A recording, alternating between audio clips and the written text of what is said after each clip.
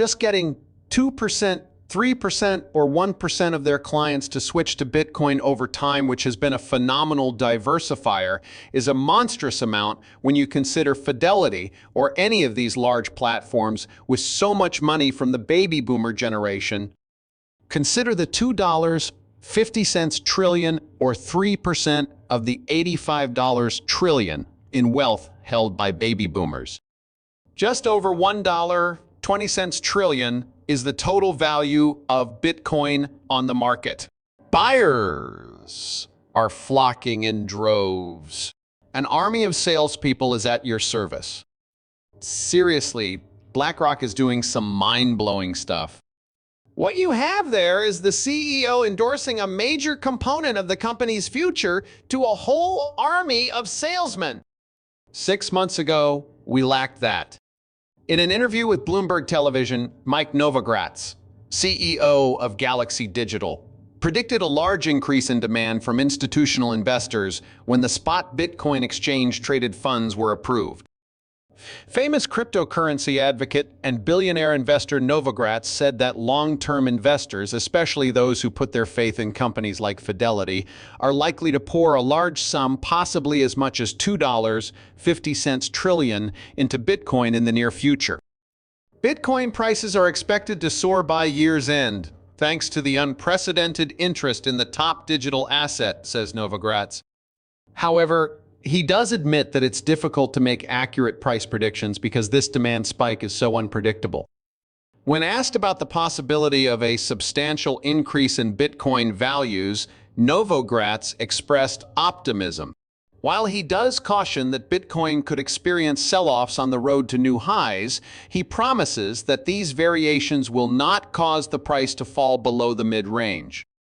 True price discovery has likely never happened before in Bitcoin's existence. That is, it is now more accessible than ever before for everyone who wants to purchase it. There is a $85 trillion fortune held by baby boomers. Most of their money has gone into hiring registered investment advisors, and now at least half of them, if not more, may just purchase the ETF. I would argue the entire crypto industry is going crazy because of the step function in the number of new Bitcoin owners. As is typical in the cryptocurrency market, some buyers may sell a small amount of Bitcoin in order to purchase Ethereum, and then those buyers will try to play the catch-ups in altcoins. In my opinion, we have reached quite frothy levels. The financing rates of the altcoin market show this, which is the amount you earn when you lend out your coins. For all cryptocurrencies, including Bitcoin, Ethereum, and others.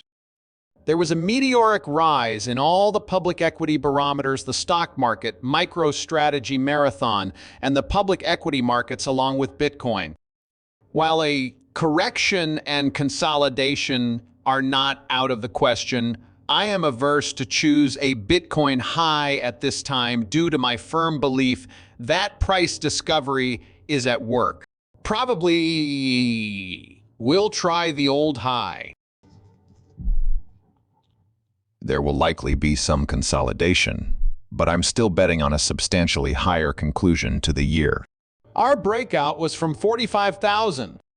If a genuine correction occurs, that is likely what will keep us afloat. Reasons for revisions are always a mystery. Suddenly, a lot of folks have changed their minds and made purchases. To be honest, I doubt it will reach that point. In my opinion, if a correction does occur, it will likely correct to the mid-50s before launching on a run to the new high, the old high, 68,000 or 69,000. In a year's time, where do you see Bitcoin? At a substantially greater level. What does it mean to place yardsticks around an object? It is well known that gold is worth $12 trillion. Nearly 1/10 of a troy ounce of gold is Bitcoin valued. Can we see a day when Bitcoin is worth half as much as gold? No problem at all. Rest certain, it is going to be. There will come a time when it's bigger than gold. Once again, for every Charlie Munger, May his soul rest in peace. That sum is vying for the attention of millennials and Generation Z. Compared to the clumsy old gold, they are much more at ease with digital gold. In a way, I fall somewhere in the milieu. I enjoy combination of the two.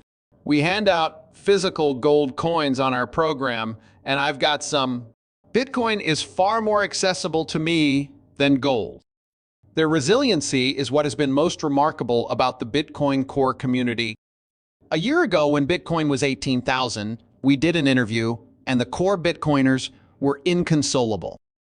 The core group of folks who have owned and liked this product and promoted it doesn't seem to have any sellers, in my opinion.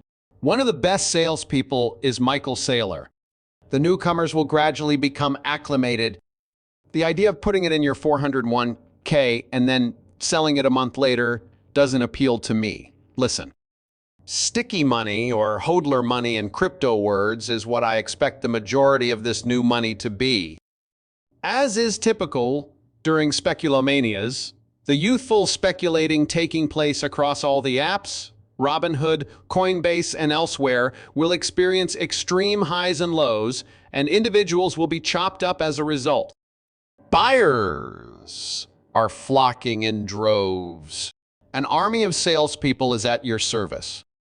It is absolutely mind-blowing what BlackRock is doing.